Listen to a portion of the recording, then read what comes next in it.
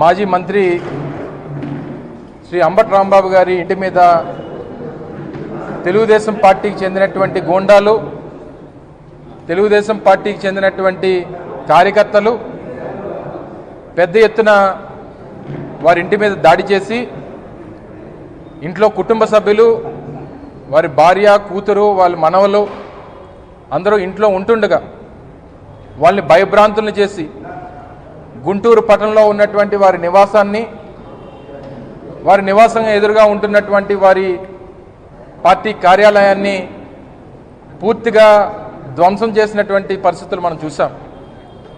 తద్వారా ఈరోజు మనకు మరొకసారి ఈ రాష్ట్రంలో జంగిల్ రాజ్ ప్రభుత్వం తాలూకా వారి కార్యక్రమాలు మరొకసారి రుజువు చేశారు.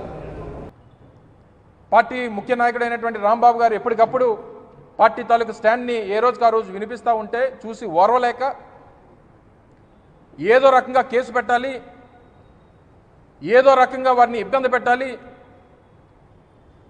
ఏదో రోజు ఆయన్ని హత్య చేయాలనేటువంటి ఒక కార్యాచరణ మీరు తీసుకున్నారు. అందులో భాగంగానే ఈరోజు జరిగినటువంటి దాడి అనేటువంటి విషయాన్ని ఈ సందర్భంగా ప్రజలందరూ కూడా తెలియజేస్తూ ఉన్నా. ఈ తెలుగుదేశం పార్టీకి ఇదేం కొత్త కాదు. ఎప్పుడు ఉమ్మడి రాష్ట్రం నుంచి ఈ రోజు వరకు వారి పార్టీ స్థాపించినటువంటి రోజు నుంచి ఎవరు ఈ పార్టీ మీద మాట్లాడినా, ఎవరు ఈ పార్టీ మీద గలమెత్తినా వారిని హత్య చేసేటువంటి కార్యక్రమం వీరికేం కొత్త కాదు. ఆ రోజు 1988లో ఆ రోజు ప్రతిపక్షంగా వంగవీటి మోహనరంగ కాంగ్రెస్ పార్టీ శాసనసభ్యుడిగా ఆ రోజు విజయవాడ ప్రాంతంలో తెలుగుదేశం పార్టీని, రాష్ట్రంలో ఆ రోజు తెలుగుదేశం పార్టీని ఎదురిచ్చేటువంటి కార్యక్రమం చేస్తే, పేద ప్రజల కోసం ఆ రోజు దీక్ష చేస్తే ఆ దీక్షలో వారిని హత్య చేసినటువంటి ఘటన నేటికి కూడా ఈ రాష్ట్ర ప్రజలు మర్చిపోలేరు. 2015 సంవత్సరంలో 2014లో వారు అధికారంలోకి వచ్చినప్పుడు వారు ఇచ్చినటువంటి హామీలను నిలదీస్తూ కరెక్ట్గా 10 సంవత్సరాలు అయింది. 2016 జనవరి 31వ తారీఖున ఇదే ముద్రగడ పద్మనాభం గారు తుని సంఘటన జరిగి నేటికి 10 సంవత్సరాలు. ఆ రోజు ప్రభుత్వాన్ని నిలదీసి ఒక ప్రజల్లో ఒక ఉద్యమాన్ని తీసుకొని వస్తే తర్వాత వారిని హత్య చేయాలనేటువంటి ప్రయత్నం చేశారు. కల్తీ నెయ్యి అన్నారు, అందులో జంతు కొవ్వు కలిసిందన్నారు, పంది కొవ్వు కలిసిందన్నారు, లేనిపోయినటువంటి తప్పుడు ప్రచారాలు చేశారు. దాన్ని నిలదీస్తే మీరు హత్యలు చేయడానికి కూడా వెనకాడినటువంటి పరిస్థితులు కనబడతా ఉన్నాయి. లేనిపోయినటువంటి తప్పుడు ప్రచారాలు చేసి వాటి మీద ఫ్లెక్సీలు వేసి రాష్ట్రంలో అనేక ప్రధాన కూడల్లో మీరు పెద్ద ఎత్తున ఫ్లెక్సీలు ఏర్పాటు చేసి మీరు చేసినటువంటి పాపాన్ని మళ్ళీ కప్పుపుచ్చుకునేటువంటి ప్రయత్నం చేస్తారా? మీరు చేసినటువంటి పాపం మీరు ఎన్ని జన్మలెత్తినా సరే ఆ పాపానికి ప్రాయశ్చిత్తం ఉండదు అనేటువంటి విషయాన్ని తెలియజేస్తా ఉన్నా. అంత పెద్ద పాపం ఈ కూటమి ప్రభుత్వం వచ్చిన తర్వాత ఆ తిరుపతి లడ్డూ మీద, ఆ తిరుపతి మహాప్రసాదం మీద, ఆ కలియుగ దైవం వెంకటేశ్వర స్వామి మీద చేసినటువంటి మీ రాజకీయ కుట్ర, మీరు చేసినటువంటి పాపాన్ని మీకు ఎన్ని జన్మలెత్తినా సరే దానికి ప్రాయశ్చిత్తం ఉండదు అనేటువంటి విషయాన్ని తెలియజేస్తా ఉన్నాం. పైపెచ్చి ఇలా దాడులు చేసి హత్యలు చేయాలని పాపం చిన్న పిల్లలు, వారి భార్య, వారి కూతురు, వారి మనవలు అందరినీ తీసుకొని వెళ్ళి పాపం ఎక్కడో దాచిపెట్టేటువంటి ప్రయత్నం చేసుకున్నారు, కాపాడుకునేటువంటి ప్రయత్నం చేసుకున్నారు, ఇంటి లోపలికి దూరారు, లాఠీచార్జ్ చేసి వాళ్ళని బయటికి పంపించాల్సినటువంటి ఈ తెలుగుదేశం పార్టీ కార్యకర్తల మీద పోలీసులు చేయాల్సినటువంటి కార్యక్రమం మానేసి వాళ్ళని బతిమాలుతూ ఉన్నారు. మీరు కూడా వాళ్ళతో కలిసి దాడి చేయాల్సింది, మీ డ్యూటీ మీరు మానేశారు.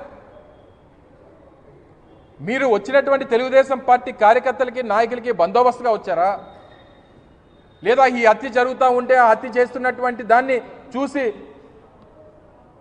మీరు వారికి సహకరించడానికి వచ్చారా? ఇంతటి జంగిల్ రాజ్యాన్ని బహుశా ఈరోజు ఉన్నటువంటి భారతదేశంలో ఏ రాష్ట్రంలో కూడా మనం చూడం. చెప్పండి పవన్ కళ్యాణ్ గారు, దీని మీద దీని సమాధానం చెప్పండి, మీ స్టాండ్ ఏంటో తెలియజేయండి. మీరు చేసినటువంటి చట్టాల గురించి, న్యాయాల గురించి, లా అండ్ ఆర్డర్ గురించి, శాంతి భద్రతల గురించి పెద్ద పెద్ద ప్రసంగాలు ఇస్తారు కదా. ఈరోజు జరిగినటువంటి దాడి మీద మీ తాలూకు స్టాండ్ ఏంటో తెలియజేయండి, మీ పార్టీ స్టాండ్ ఏంటో తెలియజేయండి. డీజీపీ కార్యాలయానికి అత్యంత సమీపంలో